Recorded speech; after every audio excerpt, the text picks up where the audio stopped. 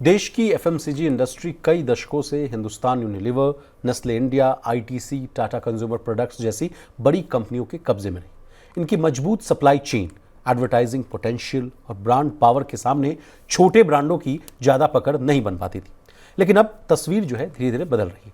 छोटे रीजनल या D2C यानी डायरेक्ट टू कंज्यूमर ब्रांड्स न केवल तेजी से बढ़ रहे हैं, बल्कि बड़ी कंपनियों को भी अपनी रणनीतियां यानी जो स्ट्रैटेजीज है उसको बदलने के लिए मजबूर कर रहे हैं। प्रवीण सर, इस बदलाव को आप कैसे देख रहे हैं? लगातार हम लोग मनी सेंट्रल में कंजम्पशन को लेकर बहुत चर्चा करते हैं, कहते हैं कि रूरल में क्या है, अर्बन में क्या है। पहले कहा जाता था कि जो एफएमसीजी की बड़ी कंपनियां हैं वो पहले बड़े सैशे में सामान को बेचती थी, लेकिन कंजम्पशन गिरा तो फिर 1 रुपये, 2 रुपये, 5 रुपये के सैशे में अपने प्रोडक्ट्स को बेचना स्टार्ट कर दी। लेकिन अब कहा जा रहा है कि इसमें खेल मारती हुई दिख रही हैं छोटी कंपनियां। क्या कारण है सर, कैसे देखा जाए? नहीं देखिए, पहला तो मेरा जो कमेंट है वो इस चीज़ का है कि जो एफएमसीजी कंपनियां हैं, ख़ास तौर पर जो बड़ी कंपनियां, उनके सामने अब दोहरा चैलेंज आ गया है। एक चैलेंज तो जो सबड्यूड डिमांड थी इतने पूरे वक्त में, पिछले 1-1.5 साल से अगर आप देखेंगे तो जिस तरह से चाहे अर्बन सेंटर हो चाहे रूरल एरियाज़ हों, डिमांड का स्लोडाउन जो है वो एफएमसीजी कंपनियों पर सबसे भारी पड़ रहा था।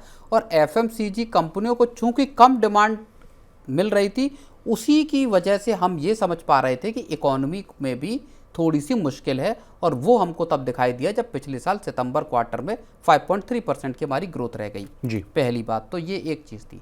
दूसरा चैलेंज या दूसरी चुनौती जो एफएमसीजी कंपनियों के सामने है वो अब हुई है बिल्कुल लोकल, बिल्कुल एरिया बेस्ड तरीके से काम करने वाले छोटे छोटे मैन्युफैक्चरर्स के साथ, जो वॉल्यूम का गेम ही नहीं कर रहे हैं। जो मास प्रोडक्शन नहीं कर रहे, जो मास न तो प्रोडक्शन कर रहे हैं ना उनका इरादा है कि मास प्रोडक्शन किया जाए। वो एक बहुत लिमिटेड एरिया में ऑपरेट कर रहे हैं, वहां उनका पूरा मार्केट उनके हाथ में है और इनको डिस्टर्ब करना है।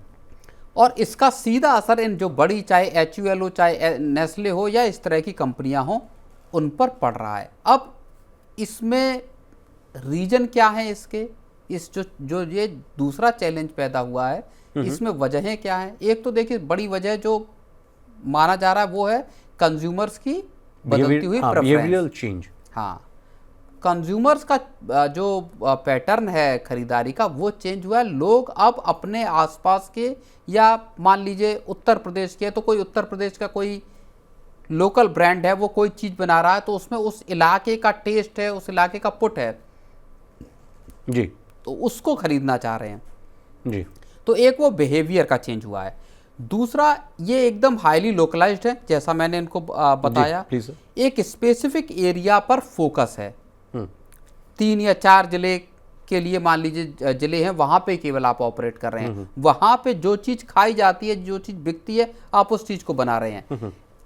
बड़ी HUL या मान लीजिए कोई दूसरी नेस्ले या ITC जब कोई प्रोडक्ट बनाते हैं तो वो पूरे देश को सोच के बनाते हैं कि जो मार्केटिंग स्ट्रैटेजीज की आप बात कर रहे हैं। बिल्कुल, जो कश्मीर में भी बिक जाए, जो कन्याकुमारी में भी बिक जाए।